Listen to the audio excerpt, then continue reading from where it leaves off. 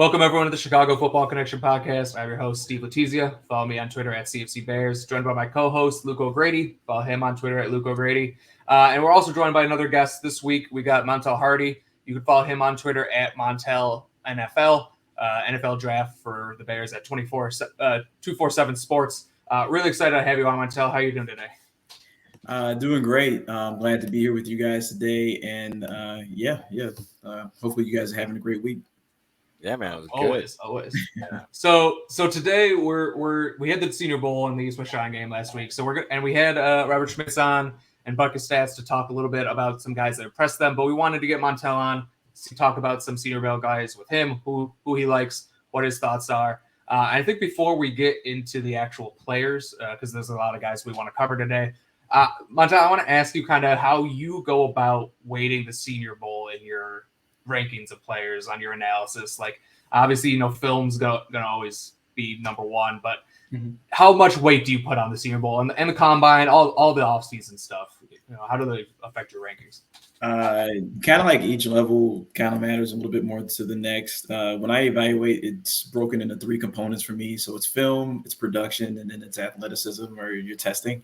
Yep. So Senior Bowl to me is just about checking boxes. You want to make sure guys measure about what you think they look on tape. You want to see if they you want to see some people have been playing hurt. Like I was looking forward to seeing Ventrell Miller, right? He ended up, being hurt, had to sit out. So you do get a little bit of insight into injury things, but the biggest thing to me is checking boxes. Usually when I watch the Senior Bowl and, just kind of read about the practices and that kind of thing, rarely is it like, oh my goodness, everyone says this guy is bad and he's actually amazing. Rarely is it, oh man, they think this guy is amazing and he's actually bad, right? I think it's more a popularization of what that guy's been doing the whole season and what's on the tape. I use it as a good tool to go and find guys too that I haven't watched. It's always great for that. So. Well, like if you're watching battles and you see like someone that you had rated pretty highly, and then like compared to the rest of the competition, someone that maybe you didn't have as highly just looks better. Like just you can just see it. Is that enough to go back and make you like change your rankings, or at least like go back and rewatch and see if like what you first thought you saw was true? I'll go back and watch additional games of them. That's something I'll do if they're very convincing. I'll also take a look at, how they produced this season. And then the big thing is I'll just watch them in the combine. So sometimes like, if you dominate at the Senior Bowl, you're like a Senior Bowl warrior, maybe my film grade doesn't change, right? But I'll just say, okay, if I'm wrong, then it'll come out and, just the stats they put together or just at the combine. Maybe they run a lot better than I think. Yeah. And a lot of times, one of those two things, can be true. And then, you just move them up, So I think that's the cool part about evaluating multiple facets of the game is it gives you that chance to correct you where you might be wrong. Yeah. Yeah. Yeah, I kind of approach it the same way, and I'm sure Luke does too. Yeah, you got to go back and watch more games. Sometimes I go back and watch games I already watched, you guys, to see like what maybe I missed something. And there are times where I watch a guy that I like, oh, I really liked him. I watched the exact same game, and I'm like, why did I like this guy that much? Like, so I think you got to always go back and kind of look at those guys. So keeping that in mind, maybe who's one guy like top of your list who you were excited to watch going into the game or the practices and came away thinking, yeah, I nailed this guy, or like I really like this guy. He was really a standout. Who checked the boxes? Who checked the boxes? Yeah, good way to put it. Oh, sure. Well, first off, I think it was easily John Michael Schmitz, right? I mean, he came out there on tape, super consistent, super powerful, big and strong guy. Seems a little versatile. I think him as well as Osiris Torrance. I mean, Torrance's tape was just so much fun to watch. I mean, there's plays where he's throwing one guy into another, and that's, he's taking two defenders out of the equation just with this raw power. I did want to see how he weighed, and he weighed just about as heavy as I thought. He's in the 340 range. That's a big dude right there. But the space, he looks huge. Exactly. Yeah. He looks massive. I didn't believe 340 at first, but once I actually, see him weigh in, I'm like, wow. But how he moves, he breaks down pretty well. He can bend good enough. That's kind of scary, what he can do. I'm curious how he runs, but that's another guy that checked the box. Both those two guys are going to be special players, and I think they really, really earned themselves some money on Senior Bowl week. Some other guys that I think, I'm trying to think. The Iowa corner, Riley. I think his name Riley Moss. Riley Right? Moss. I think he earned himself Yep. some money too, man. I think Mhm. a lot of people expected him to kind of come in and get beat up a little bit, get beat a little bit, but he hung right in there. I mean, some of those go routes, the way he matched hips, the way he mirrored. I mean, that dude is going to play corner in NFL, and he might be pretty good. You know what I'm saying?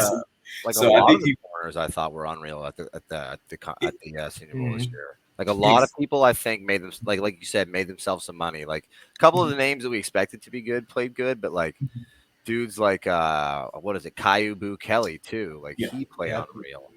yeah. No, Darius Rush too was a guy who I Rush, really yep. liked. Impressed me. I had never watched him before, and I definitely have him on my list to watch. So and it's interesting because it's such a good cornerback class in general. Even the Yeah. guys not at the Senior Bowl, like, and these guys come in at the Senior Bowl and impress, and they're like, holy shit, like this cornerback class could be like special with all these guys, and it's got the top end talent, and now it's got the depth. Like this could be Yeah. pretty good. Especially too, like because they were saying we were talking to Robert about it. It's like those drills are kind of set up for the receivers to win. Oh yeah. You're on an island every time, which is like if you have a handful of snaps like that in a game and you make it out alive, like that's pretty damn good. And that's the only like real like one-on-one reps that you're getting until the game. Like so, if you showed up in there, like you were dialed.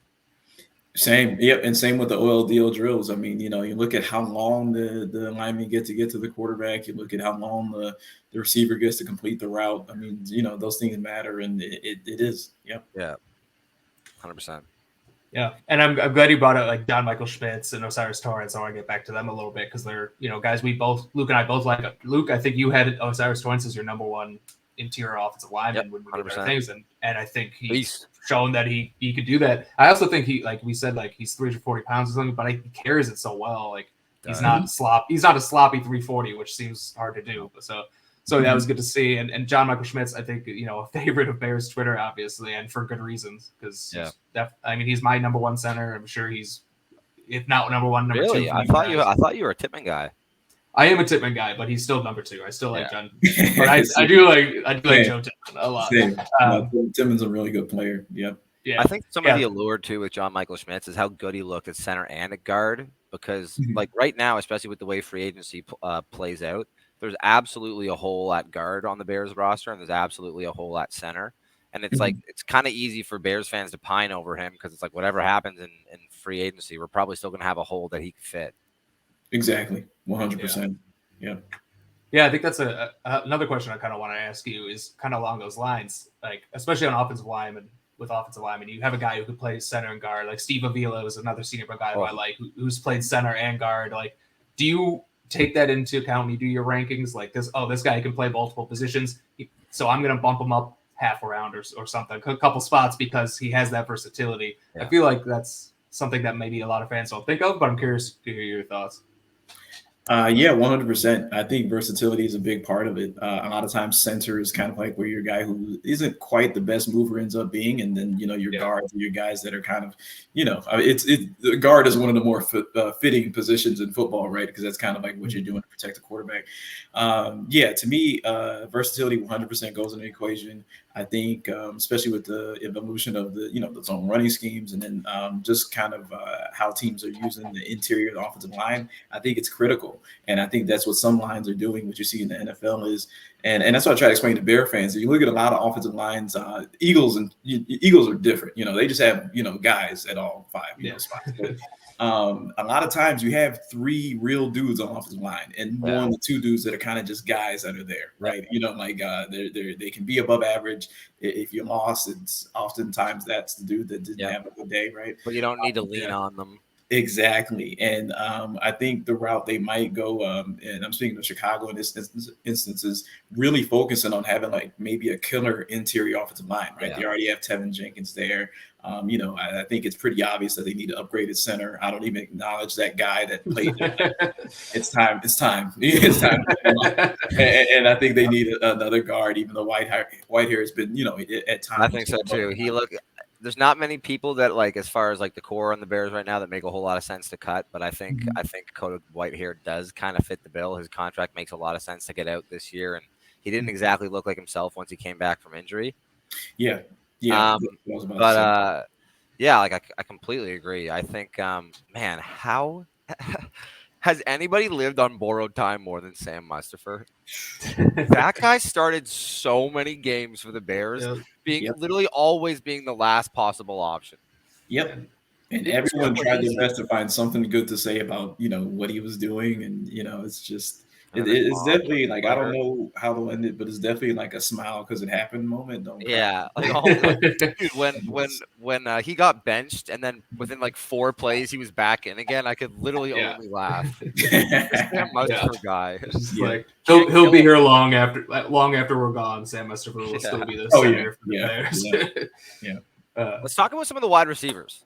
Because I think that was I think a lot of people were like, if you asked like a bunch of people who their top 5 performers was, so many receivers would be up there. Like I think 2 in particular that probably shot themselves into the first 2 days of the draft, or if not the first 3 days of the draft, are Nate Dell and Jaylen Reed. I think both of those guys looked like the class of the. I mean, there was a couple of other guys that looked really nice too. I think Michael Wilson from Stanford was getting a lot of praise. But those 2 guys, especially what they were kind of expected to do, I think, versus that competition, they look. I mean, I think to use your phrase, man, they were checking some boxes. 100%. I know that Tank Dell got a lot of popularity. I mean, just what he can do on special teams is really something else, let alone as a receiver. I mean, that type of versatility is definitely going to appeal to some teams, especially those picking towards the top of the draft. Even teams like the Bears might consider it. Yeah. I also know that Jayden Reed is another dude, just like you mentioned, gained a lot of popularity, and I know he's definitely one of your guys, right, Steve? So I saw you share some love for him. So, both those guys are really good. Houston, Tank Dell's really good. Houston tends to have a dude like that who's just explosive with the ball in his hands, really good after the catch, can do some special team stuff. They had the dude about 2 years ago that can do something similar. I'm very curious to see how he tests. Didn't quite produce as good as I thought, but it's one of those things where when he touches the ball, it's actually really good. It's just and it could be, setbacks. There are some quarterbacks that have definitely didn't do their teams, their receivers justice. You look at a guy like Zay Flowers. I thought he's a spectacular talent, and Boston College's offensive line in a quarterback situation let him down the whole year. There's a whole facet of his game in terms of downfield as a receiver, go route. There's a whole facet of his game we didn't get to see because they didn't pass protect, and the quarterback just didn't throw the ball accurately at times. So, and I think that's some of the things you see with some of these other receivers. I think Jayden Reed, too. I think his quarterback situation wasn't super helpful. But I think he's actually a really good player, really solid, tough as nails. I love to watch the way he plays football. I think he'd be a great fit as an S receiver, which is kind of like more of your possession guy. But one thing I like about him, and when I worked at Wake Forest, it was really, really big in the offensive room, is that sometimes, they love guys that run fast, but at the end of the day, they will take a dude who couldn't run past a GOAT, right, if he would go and get the ball when it's in the air. You know what I'm saying? Some of those guys can't come down with it. He's a guy that can do that. Yeah, and he's a guy who can do both. I think he can come down to the contested situations, but also run past you. So exactly, that's good. But both him, it seems him and Zay Flowers. Go ahead. I was just gonna say, I mean, I totally agree with you. I think Zay Flowers and Jayden Reed are very comparable in that same instance of saying that their teams did not help them out. They were not put in a good position. No. If you just look at their stat lines, you'd be like, why do these people like this guy? But if you actually watch the play, they really stand out. So yeah, 100%. Those are guys too that if they go to the combine and they run fast, they're gonna solidify themselves. If any of those guys put a 4.3 out there, they won't make it out of round 2. Oh yeah, 100%. Zay Flowers specifically, as long as he's not 4 or 5, I'm comfortable with him in the first. Basically. I don't think he'll get out of the first round either. I think there'll be 4 first-round receivers, and I think he's the 4th. Yeah. As much as I'd love for the Bears to get him in top of the second round or trade back with the Colts, I'm losing faith in that happening by the day. But I do want to get back to Tank Dell a little bit because obviously he was all over Twitter. Can get open. That's very apparent. Can get open in those one-on-one situations. But how concerned are you with his size? He's 162 pounds. I think it was 163, something like that. 5'8", 162, 163 pounds. There aren't any guys in the NFL kind of producing at that level. No. So it's tough because he looks so good and he can do so much stuff. But how much weight do you put on his weight of only being 162 pounds? It's tough. To me, I'm not necessarily, biased against those guys as long as they show up and they play particularly well. It's just usually when you're that size, people kind of look to beat down on you rather for reasons to kind of like boost you up. So he's just Yeah. going to need something in his favor, whether he's him showing up, at a combine with him testing particularly well. That could be something, running, being explosive. There's definitely like redeeming factors, right? That I think that can help boost his stock, even though he's a smaller guy. For me, at receiver, recently I definitely had my limits tested a little bit a couple years ago with Tutu Atwell. Like I couldn't find myself to draft a 140-pound receiver, especially one that didn't run explosively fast for a size and then didn't, do a host of things. I think the Dell situation could be a little bit different. Doesn't have ideal length. For me, it's just more about ceiling. Like I don't necessarily know if they'll be like an all-pro kind of guy, but if you can carve out a good steady role as a starter in the NFL, that's something that's still out there and available for him. And I'm sure they'll come with some flash plays. And you know how it is these days. Starters, guys that can be normal starters, can steal up the ball here or there. So I think he should hopefully test good enough to give himself that chance. I think he can. Yeah, I mean, he should run a 4.3. I'd be surprised if he doesn't run the 4.3. So he looks fast. He's super fast. Yeah. And to be fair, that'll obviously help. He seems like way more of like a football player than like a Tutu Atwell. 100%. 163 is such a low weight, but it's like, man, to some extent, the game has never been softer. And if there's ever a time that a 160 receiver that can play football and run with the best of them can make it, man, it'd be a guy like him. He's because he's not just fast, he's quick too. Exactly. You see the agility there. Like I said, I'm curious how he tests. Hopefully quickly or hopefully pretty fast. And like I said, he just really needs that in his favor. But yeah, I'm open. I mean, it could vary day 2, day 3, depending on how he tests. But there's a chance there. I wouldn't write him off because someone's going to get a home run hitter when they get him. Absolutely. Yeah. So a couple other receivers I kind of wanted to talk about. Michael Wilson was obviously mentioned. He's a guy I still need to watch more of because I didn't really watch any of them before the Senior Bowl. I've watched one game since, and then I wasn't super blown away, but I want to watch more.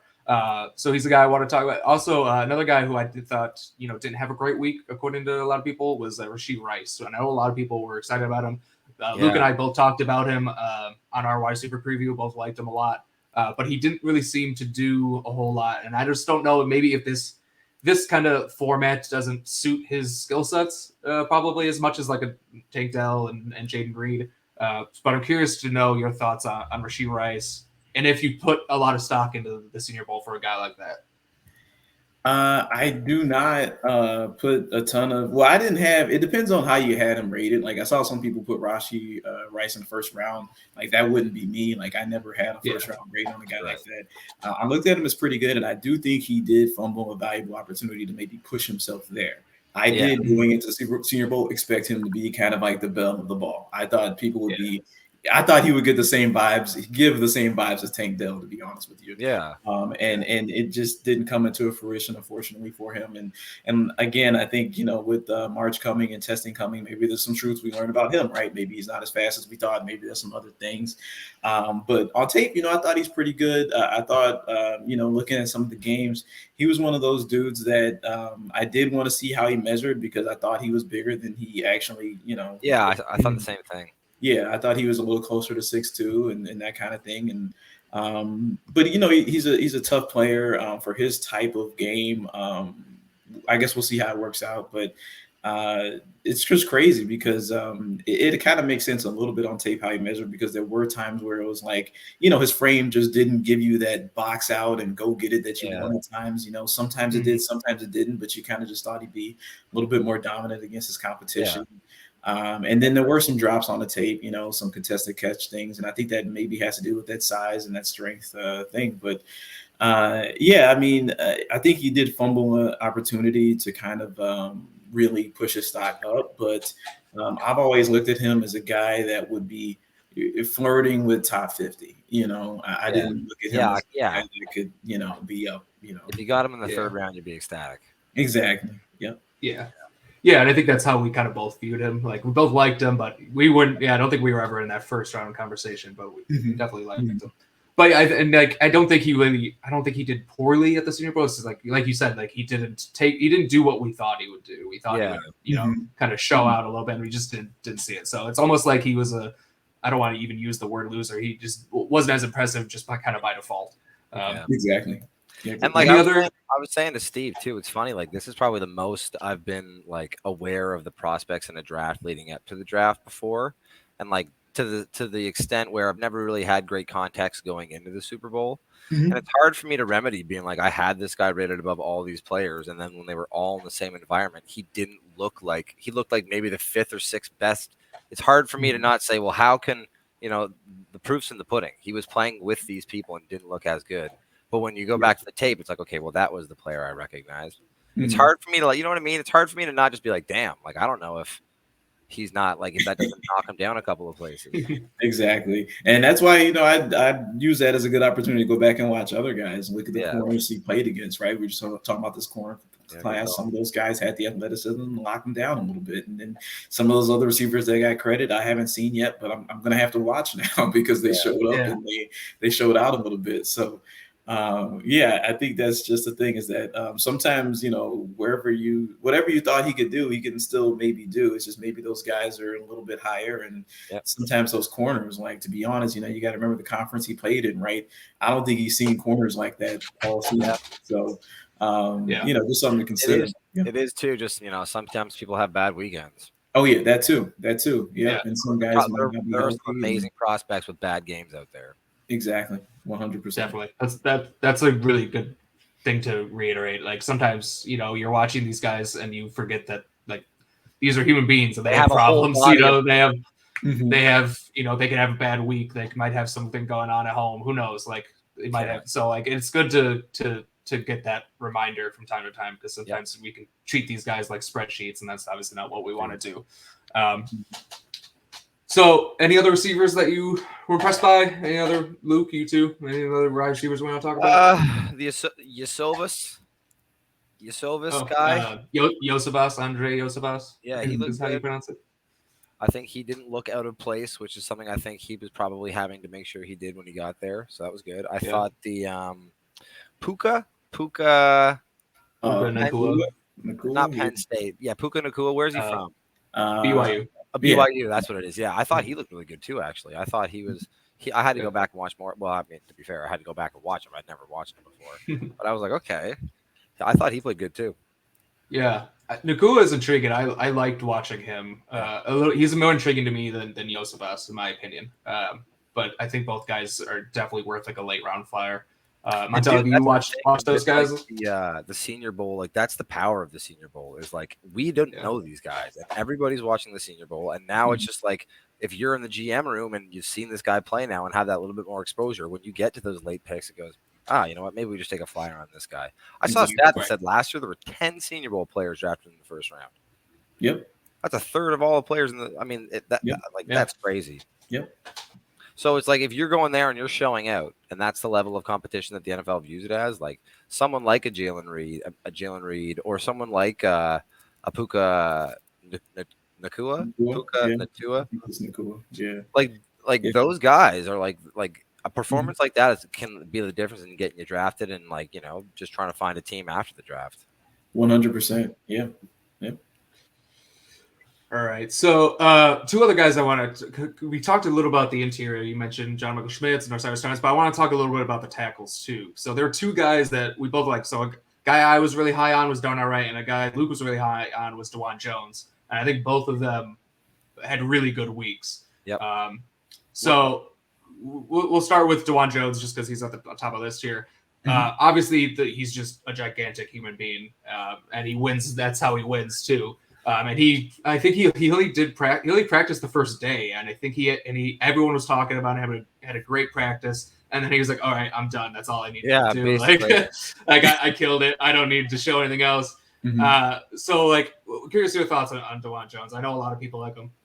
Yeah, a lot of people do like him, and there's definitely good reason to. I think he's kind of like the classic offensive tackle. Like he's offensive tackle. I think everyone for the last 50 years has been kind of like trained to love, which in this case is a pretty good thing, right? I mean, big, bearish right tackle, giant guy, arms like vines. and he moves pretty good vertically. He's quick to the second level.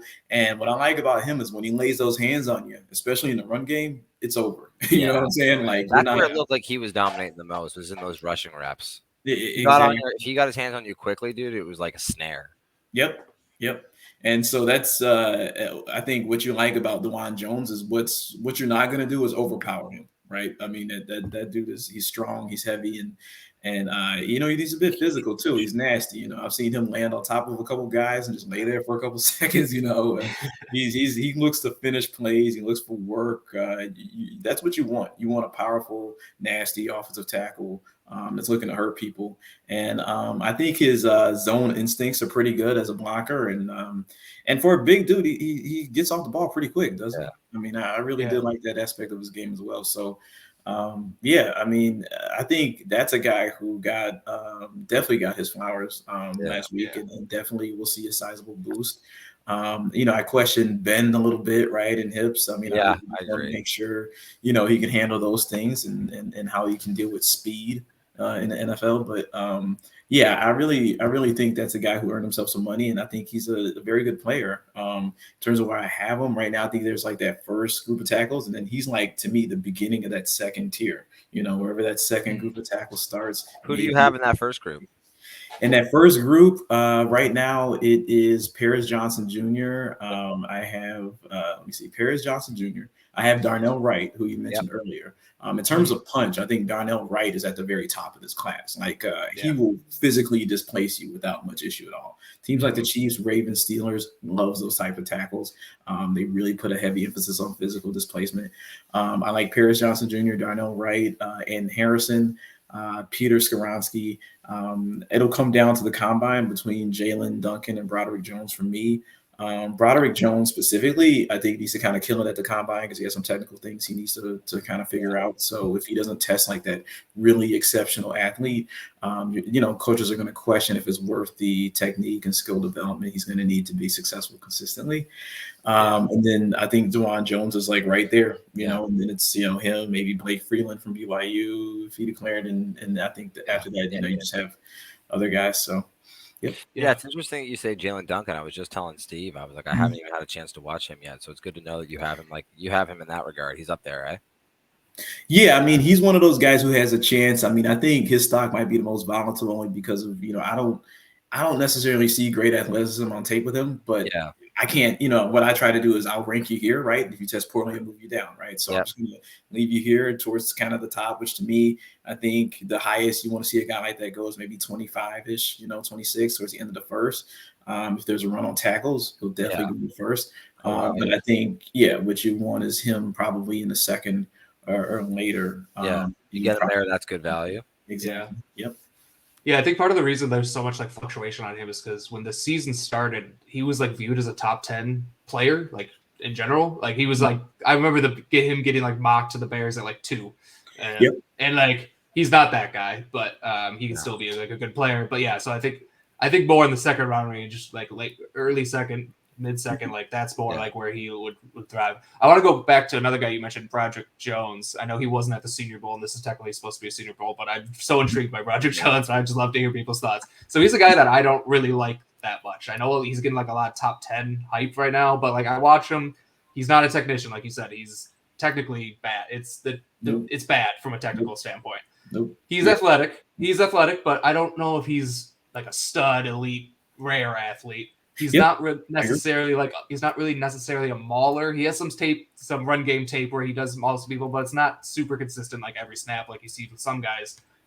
So and he's not huge. He's pretty average size, maybe even a little bit below average size. So I just don't really know what to do with him because he's getting mocked way higher than I'd ever be considered drafting him. Yeah, going into this season, I was excited about him, and I really, I thought he'd be one of those guys who would really flash, and I was hoping maybe next season, like he'd be in next year, next year's draft, like the 2024 draft. Like I hoped he'd be a guy for that, and then if he wasn't, I really thought he would at least, kind of take another step forward from a technique standpoint. He didn't, and you see, a variety of things on tape. I think sometimes the hand placement's a little high, You know, a lot of these times he's, you know, holding, and not just holding like in a way that you could technically call on anyone, like just blatantly outside, you know, just grabbing guys, you know, that's just not legal. You know, you watch the Mizzou game, and that was the game where I learned it. I said, okay, look, you know, this guy's moving down my board right now because, you know, Elijah McGuire beat him like a drum the whole game. Yeah. So, Man, it's funny. It feels like opinions on him are so like hot and cold. Like there are some people like I've seen like people have him as like a 4th round prospect, and like some people have Broderick Jones. Like Daniel Jeremiah has him as like a top 10 prospect in the draft. Yeah. It's just athleticism, and when I say athleticism, it's the movement skills, the twitch, the strength at the point of attack is about above average, but he's not like a destroyer, kind of like what Steve said. So I will say it did look like he got better down the stretch, which is encouraging. It looked like by the playoffs he was kind of getting into his bag a little bit. I do, and that's what I think he always needed was more seasoning. I really hope like next year would be the year for him, but this year, I think there's a whole lot of risk attached to that prospect. But it seems like every draft there's a guy that people think is a special athlete who ends up, you know, going a little bit higher than he should. Yeah. This year, Broderick Jones might be that guy. Just hopefully not for Chicago, or at least not at first anyway. Yeah, right? That's where you get him. Yeah, 100% agree with that. Yeah. You mentioned talking about this too. Sorry, I mean, yeah, you can go ahead. I was going to say, did you see? I don't know if you follow Butka's stats on Twitter, but did you see his off-season like calculator that he put out? Oh, I gotta check it out. But yeah, Quinn's one of my dudes, man. He's one of the few Bears fans I can talk to about metrics and analytics, and we can dig into it a little bit and vibe. But I gotta check that out. It's good. He did a wicked job. It's pretty intuitive and like gives you like free roam over like the roster that goes into the offseason. Like when you sign the free agent, he's got like average contracts punched in, so you know how much you're spending against your cap and stuff, and how much like rough averages of a rookie class will be if you draft like these positions in these rounds. It's really good. It's fun, man. It also just gives you like me and Steve have been doing them, but like it kind of makes like the picture clearer of like, you know, where it might be smart to attack in free agency and where it might be smart to attack in the draft. And like we were saying that like one of those is like the edge free agent class isn't exactly like the most like enticing thing in the world, but it seems like the edge draft class is like so deep. Oh yeah. And that's just what I was about to ask, is some of the findings from that. So yeah, edge may be something to attack in the draft. Anything else you guys pull from that? Do you have like, man, we've heard this, it was probably the biggest variance that we had as far as like our top 5s was edge rushers. Do you have like some darlings? Oh yeah. I've been pretty heavy deep into this defensive line class at various positions. I think it depends on like, you know, you go edge, you know, technically you have your 5-tech type guys, right? You have your weak side, your strong side guys. So I mean, looking at like strong side guys, to me, it's like, well, first off, I put Will Anderson because like with his athleticism, he could beat your weak side or your strong side in. You know, he can play to the rushing strength. It just depends on what you want. I like him. I like Felix Anuduke Uzoma. I think he's a really good player, and no one really cares about this dude, and it annoys me. This guy's very productive. The tape is good. Yeah. I worry about the combine. He might let me down a little bit with the 40, maybe, but if he can be in the 4.7s, I mean, that is a dude. Like the way once you walk around at like 280. Yeah, well, I think he's he's playing 270. I thought he was like closer to like 255. Oh, is he like a? Yeah. I have to watch his tape. Yeah. Hopefully he's a little lighter. Hopefully 250, 260. But hopefully, you know, I think he runs well and he can do some things. And I mean, he destroyed Max Duggan last year, and this year, you know, they kind of knew about him and got after him a bit. But that's a really good player. So I think Anderson, Uzoma. To me, I like Derek Hall. That's another dude that no one seems to watch or mention. Derek Hall has done nothing but been a destroyer in the SEC. And what I like is, you know, he's been productive. He's gotten sacks. He's also gotten solo tackles. He chases it. He tackles it. He can play in a 2-point. He can play in a 3-point position. So, I mean, I think that's a dude. I like Miles Murphy in the way that I like Broderick Jones, where he's one of those dudes who's probably going to test really well. So I'm just going to proactively kind of one of those dudes on the freak list. Yeah. And that's the thing, is like you watch the tape. To me, the tape is like B+ tape, right? I mean, you're not, you know, peeing your pants over the tape, but you know that's a Clemson guy. He could go to the combine and crush it, and then what, right? You know, so that's a dude that, you know, I would say is a strong side guy. And then rounding out that group, I'm going to put BJ Ojulari just because I feel like he's been consistent and steady this year. If you look at guys that are kind of like of the 5-tech variety, I think Tyree Wilson would be in that mix, and I'd probably put him above Ojari, above Hall, and above Murphy. That's a guy that should probably go top 10. That's He one of strikes the. me as that project too, though, because like it seems like what he like when he flashes what he can do, but then it's like sometimes he should be running these dudes. Like he is a freak. Yep. And like it's sometimes he'll let dudes into his chest despite how long his arms are and stuff. And it's just like it's one of those things where it's like you're drafting what he could be. Oh, 100%. And I think part of it is just at his size and his weight. I think he may just maybe have a little bit of a stamina issue. There's definitely some games where I don't know if you guys seen it, but he's just out for a couple plays at a time, Yeah. Sometimes they're battling injury, who knows? But that's kind of been a thing too. But he's one of those dudes when he flat out goes, right? I mean, it looks phenomenal. So 100%. it's just a matter of his good reps are about as good as I get. Yeah, but you're right. There's definitely a ton of room for development there. I think there's a lot of risk with some of these edge guys. If you look at some of the other dudes, I think those are kind of like the top guys. I think Anderson, Uzoma, Hall. I think Uzoma and Hall I'm higher on than probably anyone. Yeah. A lot of these other guys, kind of like in the first, anyways, kind of like take it your own risk kind of thing. I like Lucas Van Ness, but I like him. I haven't watched him yet. Well, I would watch him. I think his tape is actually pretty good. Yeah, he can be more of a 3 technique, but really? use him on the edge there. Yeah, crazy. I have no idea what his tape's like at all. Like, how's he win?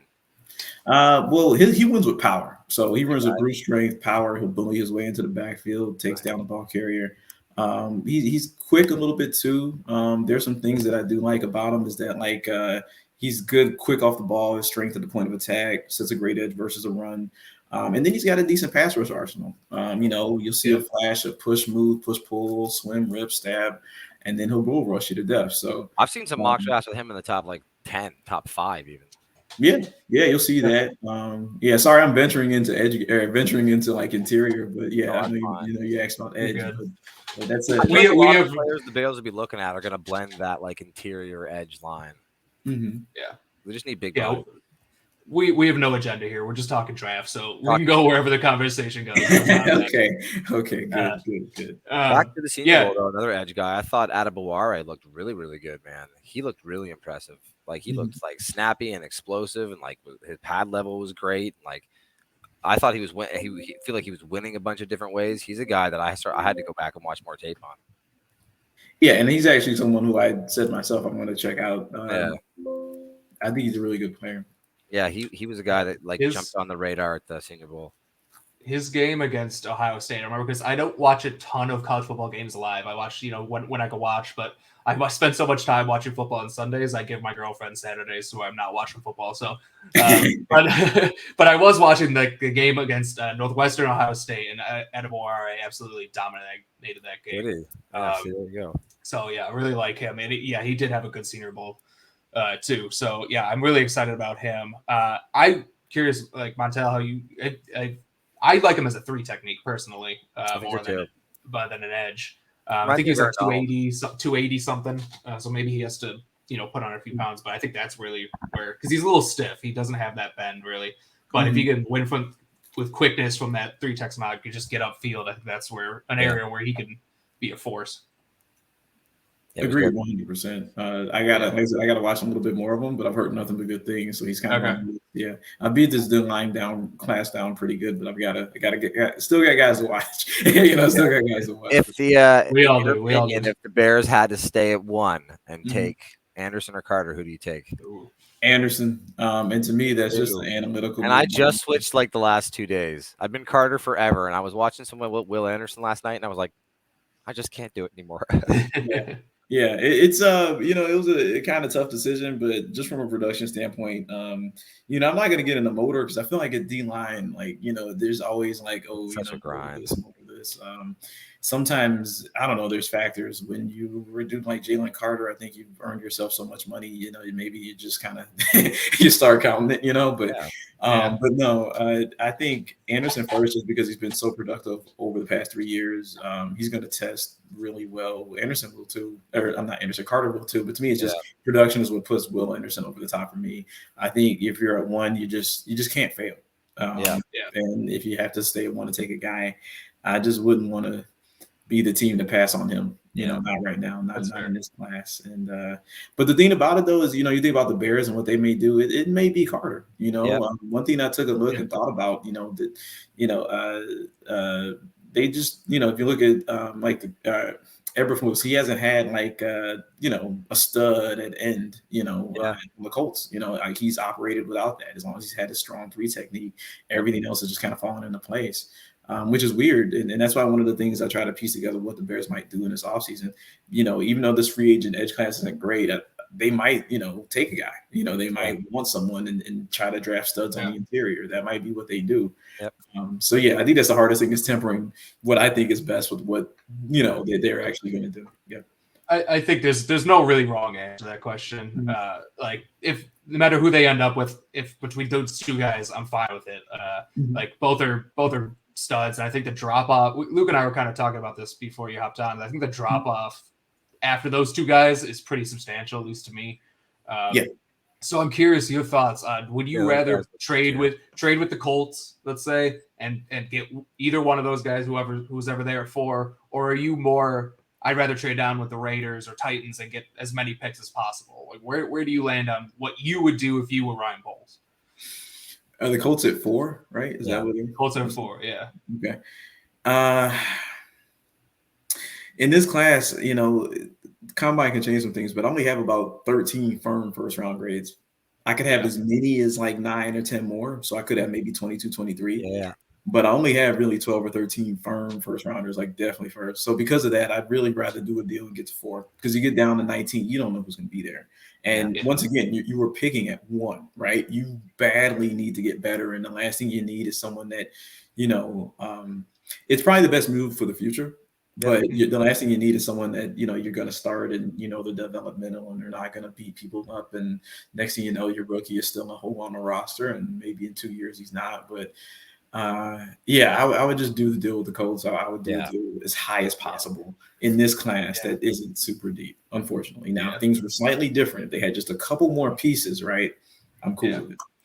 I think that's kind of both where we landed to right now, and that we might change that. Who knows? But like the Bears have so few blue chip prospects, blue chip guys on their team. Like that's a great you have the opportunity to get one of them, either Jalen Carter or Williamson. Trade down to 4. You're still going to get picks. You're still going to get a good haul back, and you can get a blue chip guy, and then you can still get more picks. I think that's the way I'm leaning right now. Yeah, the trade back to 4 is just like, it seems like the biggest no-brainer. Like, do you have that tie with the Colts? They're quarterback needy. The team that they play in the same division as is picking after them, and also probably trying to negotiate their way into that pick as well. And like you said, more than likely, by 4, one of those 2 defenders will still be there for you to build a defense around. Yeah, and I feel pretty confident that they would be fine with that situation. I think Poles and Eberflus would be fine with, if it happened to happen that way. I don't think they'd be worried about one guy or the other, especially if they get the type of haul they're going to want to get, which could be quite nice, Yeah. There is a world where you trade back to 2 and then trade back to 4. Oh, that'd be beautiful. I mean, I don't know. That is literally the best situation. Oh my God, that would be incredible. I have no idea if that's possible or if that's realistic, but that would be incredible. That would probably wouldn't cost too much for Houston. Like, you could just go to Houston and say, "Hey, if you give us 2 and pick 33, we'll give you 1 overall." And then from 2, you go, Colts guys. Oh, you guys were CJ Stroud guys. He's still there. Yeah. We'll see. Yep. Twitter question? 2 other guys. We do have a Twitter question, but While I'm pulling up that Twitter question, because I forgot what it was, let me ask you a question, and then I'll go find out that Twitter question. So 2 guys that I wanted to talk to about still, because they're 2 of my favorite guys, Keeanu, Benton. Let's start with Keeanu Benton from Wisconsin. I love Keeanu Benton. I think he's a hell of a player. You were talking about your first round guys. He's a guy who has a surprising first round grade for me. I actually really like him. And he played really well at the Senior Bowl, and I think he's a guy that people see his size and think he's a nose tackle, but I think he can be a lot more than that. So I'm curious to hear your thoughts on him and if you've had a chance to really dig into his tape. Yeah. I watched a good amount of Keeanu Benton. The first game I watched, and I loved it, was the Michigan State game, man. This dude played most of this game with a limp and hustled to the end. You know what I'm saying? I mean, what a ball, So Just watching him with something else. You've got good power at the point of attack. He's quick off the ball. He can range a little bit laterally and shut down these rushing lanes with his length and his quickness. And I just think he really could be a fit as a 3 technique. I think, his tape was, I would say it's pretty good. What I liked about him was, like I said, his power, his strength. His hand usage was pretty good too. He did do a good job kind of varying some of his moves. He can shoot into the backfield. And he's got a strong motor in pursuit. Like I said, this guy will chase it. He will tackle it. And he was a very productive player last year. I mean, this isn't some guy that was just sitting there as, kind of like a decoration in the middle of the defensive line. No, he was chasing it. He was tackling it. He was winning with his rip move, his bull rush, stab move. He can do a lot of different things. If you watched, I think it was a Northwestern game. Northwestern didn't have an answer. By the end of the game, they pretty much given up on trying to block Benton. I mean, it was that rough. I think one thing I would say is he can play the 3, but I'm almost like I'd rather put you in a position to over deliver. So I'd rather him be this very, very athletic nose who can, crush people, but once again, goes to combine tests like this, like that, he could end up being a 3 tech. To me, it's just about quickness and top end speed. As a 3, you're definitely supposed to chase it. As a nose, it's like if you chase it, oh man, you got a great nose. So it's just I guess it kind of depends. It depends on scheme too, right? Like I would definitely put him as a 3 tech or a 1 tech in a 4-3 scheme. If you run a 3-4, I'm not saying put him at nose tackle though. I mean, he can get pretty good, but that I would just that doesn't highlight the best assets of his game to me. No, he almost translates nicely as like that 3-4 end. Yep.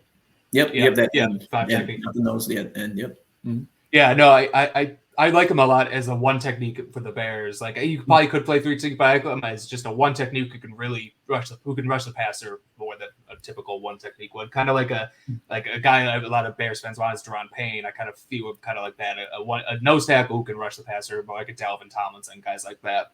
Yeah, exactly. One other guy, this is my last guy. I don't know, Luke, or if you guys have any else you want to highlight, but Keion White from Georgia Tech was another guy I really liked. And he also had a really good week. A guy who is probably going to blow up the combine. I think people are kind of getting ready for that. So because I've seen him kind of be pushed up boards, 285 and just a freak athlete. So and he played really well the Senior Bowl. Have you had a chance to look at him?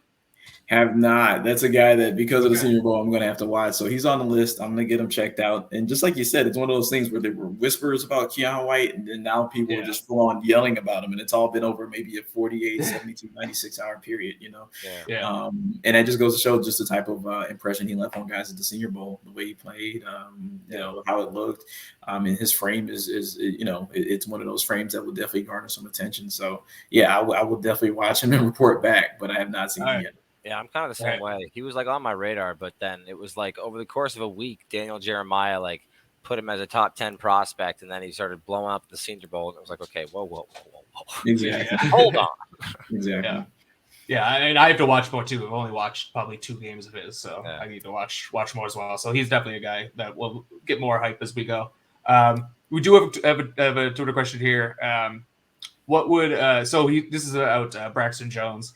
So he's talking about moving Braxton Jones to right tackle if they do sign a left tackle, or if they draft Paris Johnson, let's say in the first round.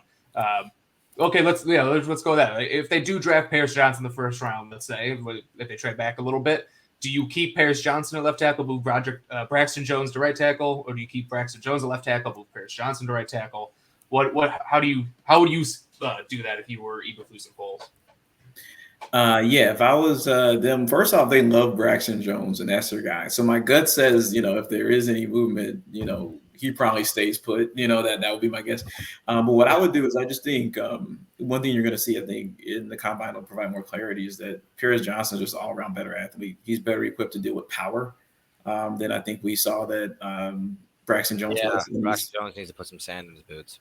Exactly. And I think he can also match hips about as good or better with some of these quicker guys on the edge. There's also more length there. Yeah. And then with the Bears system, I mean, he could really play on either side and find a way to be very successful. So I think, once again, I like putting guys in a position to over-deliver. It'd be easy for me to just take Braxton and just move him over to the right side, right next to Tevin Jenkins, so they can combo block and run game together. That'd be so awesome. You might have a very stout right side of your offensive line. And then, we don't know who the guard's going to be, but if you have that Paris Johnson at tackle, you also, are pretty formidable on the left side as well. So that's how I do it. I think you'd see a pickup in like an uptick, I guess, in Braxton Jones's play. I think Paris Johnson would out the gates, he'd be a little slow. We see NFL speed, NFL power at the edge rusher position, especially in the division that the Bears are playing in. You got Aiden Hutchinson and those boys. It's going to be crazy. So he'll be a little slow out of the gates, but I think by week 9, week 10, you're going to see, man, like what a difference, what a that Paris Jones has made. Yeah. If you kick Paris Jones to the right side, he played right guard before, so some of that translates leaning on your left foot as opposed to your right foot would probably translate some. And not to mention, if you move Braxton to the right, I've thought about this. If you move Braxton to the right, you're going to put 2 people that are new to the team in 2023 on the left side together. Whereas if you keep them, you get a rookie and probably your 2 best linemen, Tevin and Braxton, with the 2 new people in the system right beside them. I think that probably works out better in the Bears' favor because I've been the way I've been looking at tackles has been it's been pretty much looking at the tackles, making sure everybody is good as what they are. But if you're a right tackle in the draft, it's been such a big plus, Darnell, Wright, Dawand Jones, the fact that Paris Johnson had some work on the right side as well. I'll have them higher up than someone like a Skaronski that only played on the left side. 100%. Yep. Makes sense. All right. Anyone else we want to talk about from Senior Bowl, draft? Doesn't matter.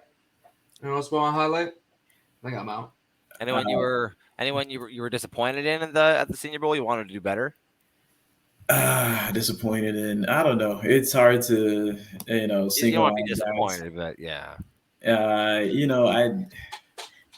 I would say Jaron Hall had a chance to make himself a little more money, and he didn't quite show up in the way that I thought he would. I think he still did fairly well, but I think Jake Hayner was kind of the bigger story, which to me, he just doesn't have as many physical tools as Jaron does. And, I was a little disappointed by that. I thought he would come in a little higher. Another dude, not a disappointment, but I think a great bright spot is I absolutely love watching Carl Brooks. I think Senior Bowl week, I heard about him, started watching him, and then I kind of wrapped up his tape yesterday, and his tape was amazing. It was a treat. And what a story, I think a lot of people were talking about Cody Mock, who, from he had a chance to earn himself a little money. I think his stock kind of consolidated during the Senior Bowl. Yeah, I think so too. Down, he just kind of stayed right where he was, which is okay. I think he's going to be picked fairly high anyway. Yep. But for Carl Brooks, it's a very similar story. This dude was a linebacker in high school. He was 220 pounds. And now he's 300 pounds. And so this guy played in the MAC in a 2-point stance. This guy was an edge rusher, and he was crushing people. He's among the top 4 or 5 guys in their all-time sack leader list. And as soon as I watched him at the Bowling Green tape, I was like, this guy's a transfer, right? He had to have been, at a different program, and he just wasn't. So what's his name? Carl Brooks. Carl with a K, Brooks. You're gonna like his tape, man. I really, anybody out there, go and watch yourself some Carl Brooks. The only thing you worry about is just where you actually project him, because he plays a legitimate end role at Bowling Green, and there's some things that he does through on the interior that are pretty good too. But for a guy to be 6'3", nearly 6'4", 300 pounds now, what he's done, he has probably the deepest pass rush arsenal in this draft class. His tape, he's just so deep in his bag in some of these games. He has the best 300-pound spin move I've seen on tape here. It's really, really strong tape. I'm sure his top end speed is not particularly great, but it was really tough to find something not to like about Carl Brooks in the games I watched. Yeah. Nice. Do you project him as a 3 technique, or that's my guess, right? Or do you think he's on the edge? I'm going to have to project him as a 3 technique for now, just because of, his play style, and then just, once again, over deliver, right? I want him to over deliver. I don't want him to have to go to the combine and run a 4.8 at 300 pounds, which would be pretty insane. But just that type of dominance against that competition, looking that much like the big dog on campus. I've only seen this one other time, and I've watched a lot of Mac film, and that was when Khalil Mack was playing in Buffalo. So, That's just something to think about. I mean, I don't know how the guy tests, right? And I always joke, one of my buddies, Bill Carroll, I say, like, I'm uncomfortable with how vividly I remember watching Khalil Mack at the combine because his muscles were so big and he had muscles on top of his muscles. So I'm uncomfortable with how well I remember. But with Carl Brooks, I mean, I don't know if it'll be as awesome in the combine, but that tape is on par with what I saw. It was also good for him, like you were saying, for him to have a big week at the Senior Bowl is like that's one of those things that I think the Senior Bowl is really good for, is like seeing some people that may have been dominating at a smaller school or a smaller like program, division, whatever it is, and then getting them up against some real competition and still looking good is like that's one of those big boxes for some people. Exactly. So I'm glad he got the exposure, and like I said, hopefully he can, continue to boost his stock up as an interior lineman. Who knows where it goes from here? Maybe he tests poorly, but I think that guy really still earned himself some money. Yeah. Well, when I post this tomorrow on Twitter, I'm gonna put it with the tagline: Montel says the next Khalil Mack is in this draft. Montel please don't compares Carl Brooks to Khalil Mack. No, I'm just kidding. Well, I'm about to say, like, apples and oranges. I'm just saying they were just as dominant over there. Yeah, no, I knew what you said. I'm just kidding. All right. Well, I think we covered a lot, guys. This was awesome. Montel, thank you for coming on. Like, this was really awesome. I think we'll definitely have you on again before the draft, or we'll do free agency or something. Love to have you back on.